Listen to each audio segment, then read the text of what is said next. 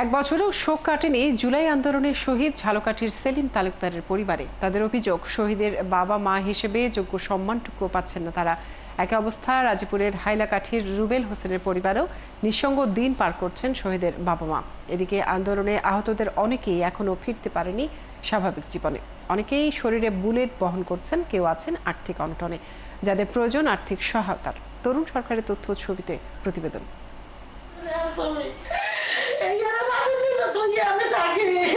জুলাই আন্দোলনের শহীদ ঝালকাঠির নলছিটি উপজেলার সেলিম তালুকদারের মা বাবার এখন দিন কাটে নিহত ছেলের ছবি আঁকড়ে ধরে কিংবা কবরের পাশে বসে। ছেলেকে হারানোর শোক না কাটতেই তাদের থেকে আলাদা হয়ে গেছে আদরের নাতনি ও পুত্রবধূ। তাদের অভিযোগ, ছেলে চলে যাওয়ার পর কেউ খোঁজও রাখে না, সরকারি কোনো সহায়তা পান না তারা। তার উপর ছেলের চিকিৎসায় ব্যয় করা ধারের টাকা জোগাড় করতে এখন দিশেহারা হয়ে পড়েছেন। জুলাই ফাউন্ডেশন থেকে কিছুদিন আগে 10 লক্ষ টাকা সঞ্চয়পত্র দেওয়া হয়েছে, শুধুমাত্র বৌরি। মা বাপের খোঁজও নেই, আমাকে কোনো মূল্যই নেই তাদের কাছে, সরকারের কাছে, বেসরকারি যারা আছে সবার কাছে। চিকিৎসার জন্য যখন ঋণ করা হয়, পাওনাদাররা যখন প্রেশার ট্রিট করে, তখনও তাদের কষ্টের কোনো কমতি থাকে না। কারণ পাওনাদাররা বলে যে আপনাদের তো সরকার থেকে টাকা দেওয়া হচ্ছে, তাহলে আপনারা পাওনা পরিশোধ করছেন না কেন? কিন্তু তখন আমাদের হাতে তো কোনো টাকাই আসেনি, সব টাকা তো ভাইয়ের বউকে প্রাধান্য দেওয়া হচ্ছে, ভাইয়ের বউকে দিচ্ছে। ছেলেকে হারিয়ে নির্বাক হয়ে আছেন আরেক শহীদ রাজাপুর উপজেলার হাইলাকাঠি গ্রামের রুবেল হোসেনের বাবা মা। ছেলের ছবি আঁকড়ে ধরে হত্যাকারীদের বিচার দাবি করেন তারা।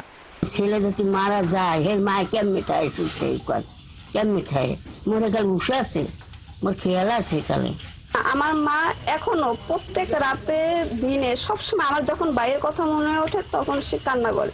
এদিকে আন্দোলনে গিয়ে আহত 92 জন যোদ্ধা এখনো ফিরতে পারেননি স্বাভাবিক জীবনে।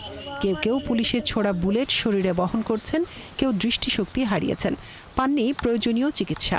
গুলিতে আমার 2 চোখ হারানোর পরে আমি ঢাকাতে চিকিৎসা নেই এবং আমাদের কোনো খোঁজ খবর কেউই নিতে লাগছে না, কারণ যার যার দল নিয়ে তারা ব্যস্ত আছে এখনো। অবশ্য জেলা প্রশাসক জানিয়েছেন, সরকারি তালিকাভুক্ত শহীদদের পরিবার এবং আহতদের সার্বিক সহযোগিতা দেওয়া হচ্ছে। আমরা আহতদের মধ্যে যারা বেশি দরিদ্র বা যাদের বিভিন্ন প্রয়োজন আছে, আমরা আহতদের যে একটি 92 জনের যে একটি টিম আছে, তাদের মধ্যে যারা একটু নেতৃস্থানীয় আছে তাদেরকে বলেছি একটা তালিকা দিতে আমাদের কাছে। যদি প্রয়োজন হয় সেখানে আমরা তাদেরকে আর্থিক সহযোগিতা জেলা প্রশাসনের তরফ থেকে দিতে পারবো।